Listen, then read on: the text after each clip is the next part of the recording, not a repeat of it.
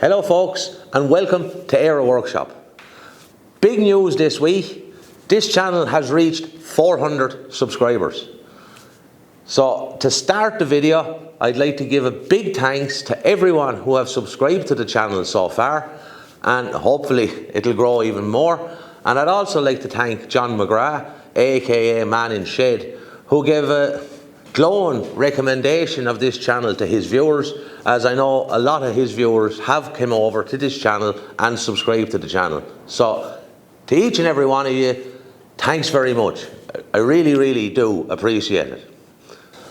And so moving on from that big news, I was looking at some of the comments that I've been receiving so far on YouTube and on Instagram as well, people requesting a workshop tour. And I had given that a lot of consideration, and I had looked at other workshop tours done by other YouTubers, and I just thought that maybe I would do things a little bit differently. Instead of just giving a 10 or a 15 minute video of that machine, that machine, that machine, that machine, that's what I have in the workshop, that I thought maybe it might be better to do a kind of a mini series of an overview of each machine. So you kind of get a little bit more knowledge of each machine, what it'll do, what it won't do, how big it is, etc, etc, etc. Right, to kick off this, I'd like to introduce you all to my Robland Z320 panel saw. This is the first machine that I'm going to cover in this series, and it's one of the most used machines I have in the shop. The downside to this machine is the size of it.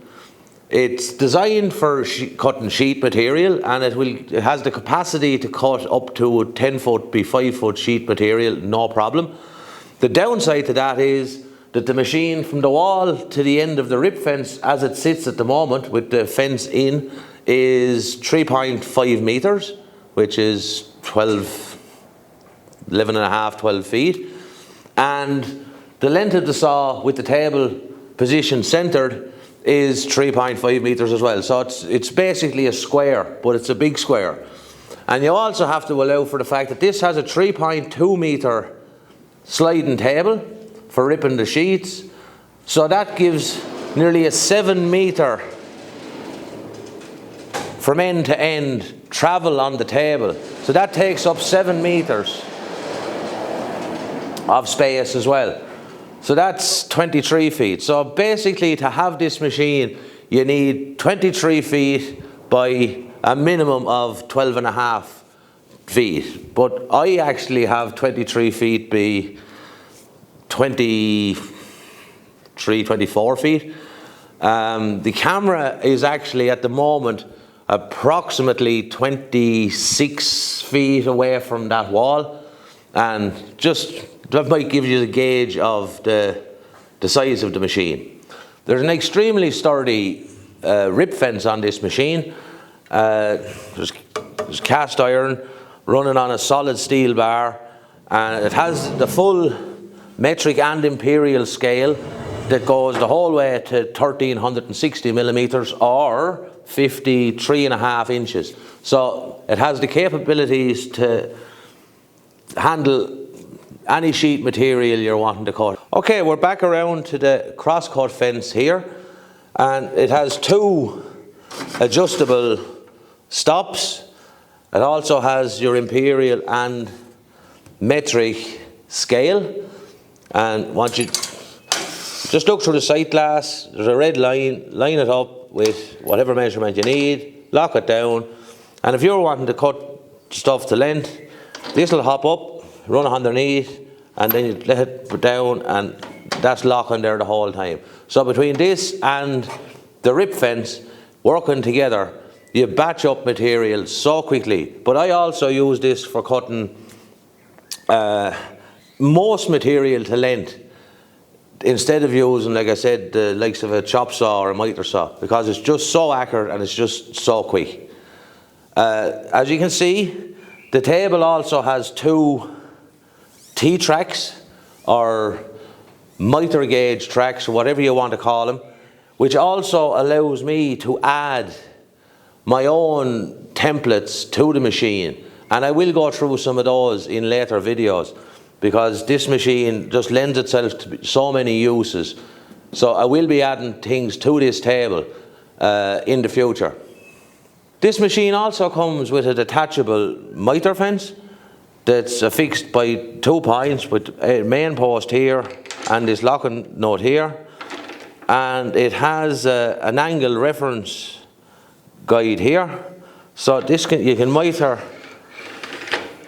45 degrees that way and up to 30 degrees in the other direction this way. And it's very handy when you're trying to batch up components. It's so easy to use this, and you also have a stop on this fence as well. So it's another little feature that just comes in ultra handy in the workshop. The machine also has its arbor tilt adjustment here with this wheel. You just pull out the handle and you have your angle indicator is down there. And it has an overhead saw guard with integrated extraction port. And this can rise up and down in accordance with the thickness of your material and the size of blade you're using, etc. That you can move this up or down as well. Okay, we're into the business end of the machine here now, and we're into the blades. I normally run a 300mm blade in this machine, but it'll take up to a 400mm blade, which is fairly substantial. It also has a riving knife, but the main party trick of this machine is this blade here. Now this blade is a Scorn Blade. Now these are primarily designed for cutting, when you're cutting melamine or veneered sheet material. If anyone that have ever cut melamine, you know that it's very, very hard to not have chip out on the bottom of your material once you've cut it through a table saw. This eliminates that. You let this protrude past the table by about 1 millimeter. And it's, like I said, it's turned in the opposite direction. That scores the bottom of the material first, so that when the saw cuts, the material that had normally pulled to cause the chip out has already been cut by this saw blade here. I'll show you a piece I cut. Hopefully it'll show up on the camera. But as you can see, on this side here, there's chip out. That was cut with the scoring saw down. And this side was cut with the scoring saw up. So as you can see, there is virtually no chip out whatsoever. So that's the party trick of this machine. Right, there's the very quick overview of my Robland Z320 panel saw. Now I know it's not a machine you're going to see in everyone's workshop. Well, if you keep watching this channel, you'll see it in mine. And I just thought it'd be nice to show you, especially the scoring saw feature of this machine, which is a real lifesaver when it comes to working with melamine and veneered sheet materials. So hopefully it was an enjoyable video and it didn't go on too long. And let me know in the comments below whether this is the type of video you'd like to see with the rest of the machines, or whether I should just do it a different way. Like I said, I'm only just trying this out to see. So as usual, if you like this video, please give it a thumbs up. And if you're new to the channel, maybe you might consider subscribing. And until next time, thanks very much for watching. Good luck.